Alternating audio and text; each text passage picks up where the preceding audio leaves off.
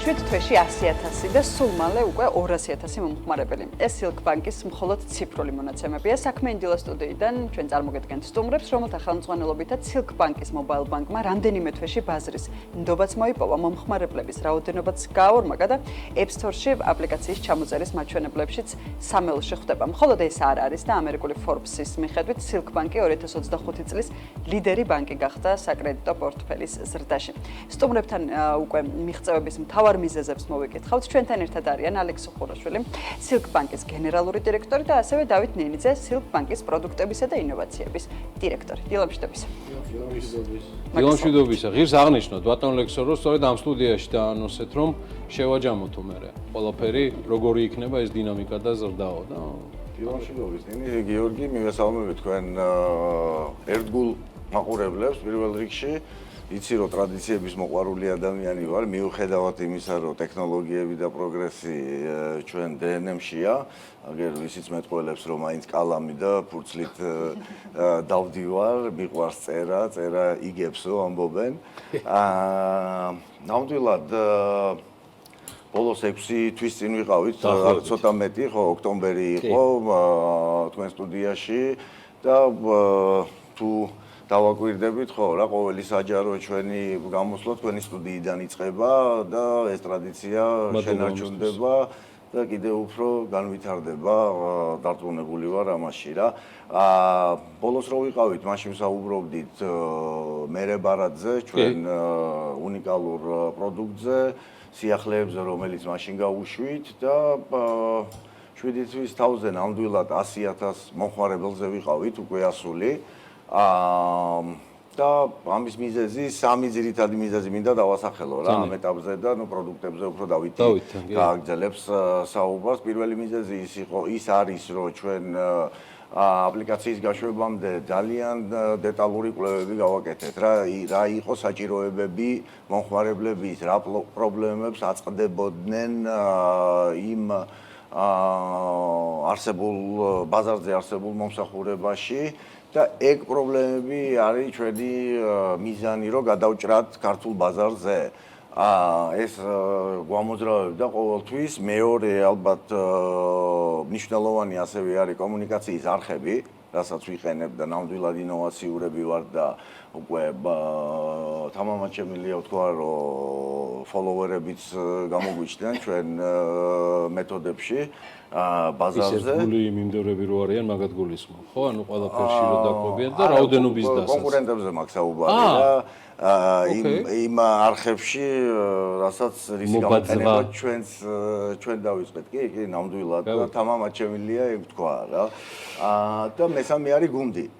რომელიც ამ იდეის ირგვლივ არის შემოკრებილი. ეხლა სტუდიაში მე და დავითი ვართ მარტო, მაგრამ რეალურად ხო რა, ეს არის დაახლოებით 300 ადამიანი, ვინც ცდილობს, რომ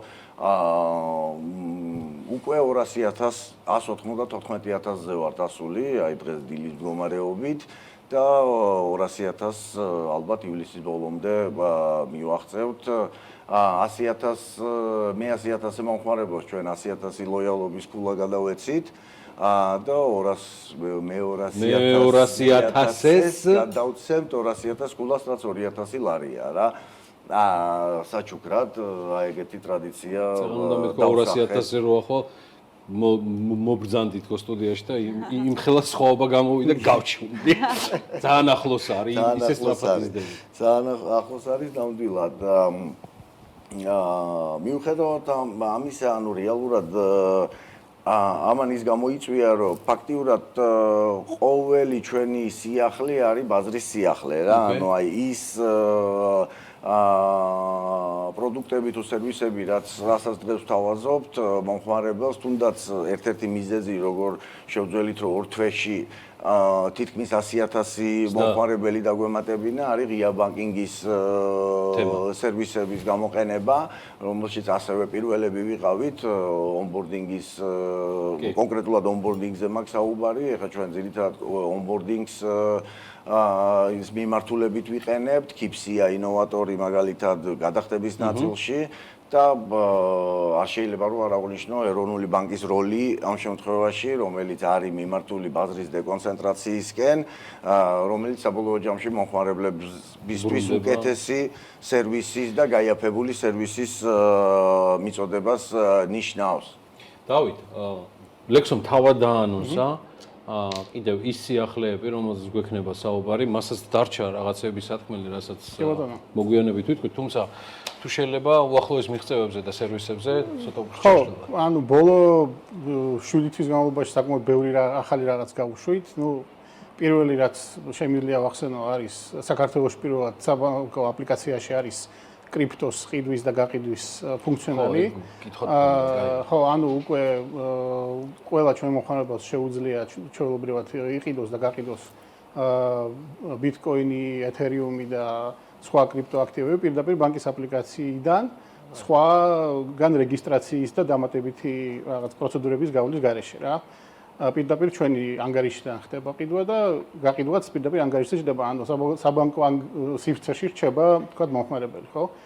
მეორე ისეთი საინტერესო სიახლე, რასაც კარგი გამომხმარება ქონდა მომხმარებელისგან არის, რომ მე ბარად დავუმატეთ travel-ის ფუნქცია, რაც გულისხმობს, რომ საერთაშორისო travel კომპანიებში და როგორც არის Booking-ი, როგორც არის Airbnb, როგორც არის Wizz-ი მაგალითად, გვაქვს 6 თვიანი განაწილება უპროცენტო. ანუ ჩვენი ბარათით იქ თუ გადაიხდით, თანხა 6 თვეზე ნაწილდება 0%-ით მომხმარებლისთვის რა. რაც ძალიან საინტერესოა ამ პერიოდისთვის, რაც შეუგლებების და ზაფხულის პერიოდია, აქ საკმაოდ დიდი გამოხმარება მოყვა მაგასაც. ამის გარდა ეს პროექტი ვიზასთან ერთად შევძელით რომ გაგვეკეთებინა. Travel-ზე იძახო, რა თქმა უნდა. ეს არის ვიზასთან თქვენი კოოპერაცია. დიახ, და ღირს აუცილებლად აღსანიშნავია. ვიზასაც დიდი მადლობა ამაში დახმარებისთვის და გვერდში დგომისთვის. ამის გარდა ლოიალობის პროგრამა გავუშვით, რაც ასევე განსხვავებული არის იმისგან, რაც ბაზარზე არის ახლა, იმით რომ არ აქვს მნიშვნელობა რომელ ტერმინალში offline to online გადაიხდის მომხმარებელი, ან მოკლედ ნებისმიერ საბარათი გადახდაზე ვარიცხებთ საკმაოდ მაღალ cashbacks. რაც გულისხმობს, რომ მაღალი cashback-ი არის მაგალითად Apple Pay-ით და Google Pay-ით გადახდის შემთხვევაში 1%.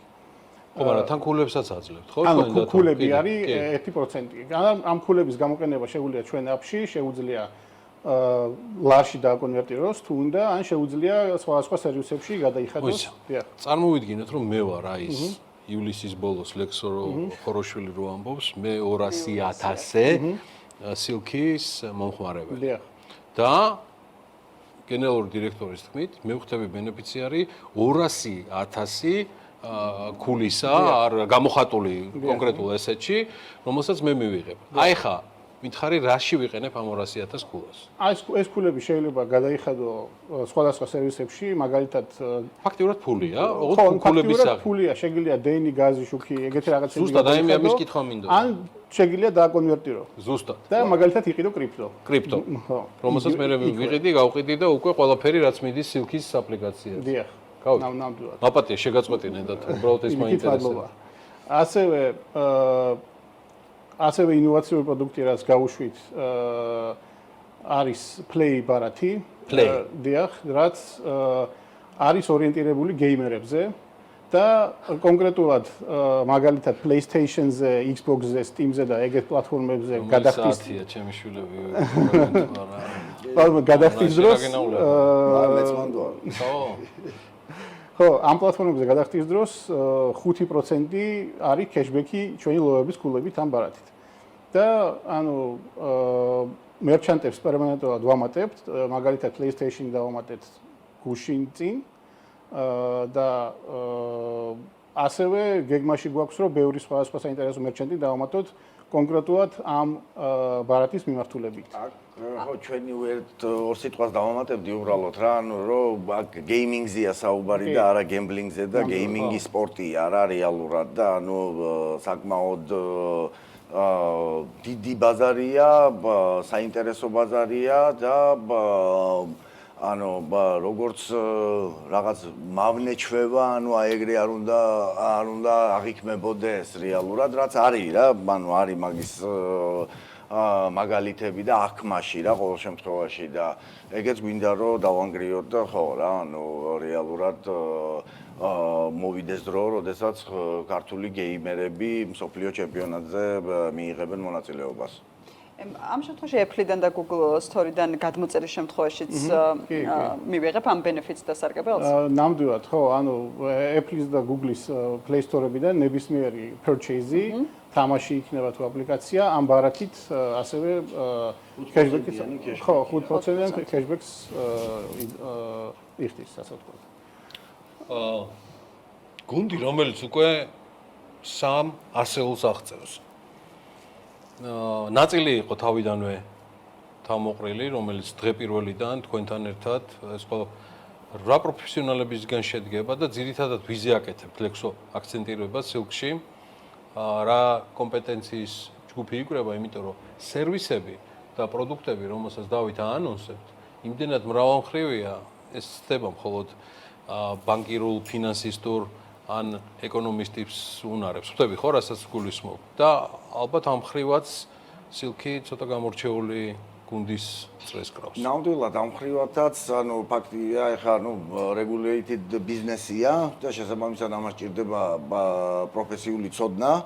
ამიტომ არის მიქსი რა, რეალურად არის ის ხალხი, ვინც უზრუნველყოფს, რომ ეს ყველაფერი მუშაობდეს და მეორე მხარეს, ანუ პროდუქტულ ინოვაციაში, data science-ი, Gen Z-ზე გვაქვს აქცენტი.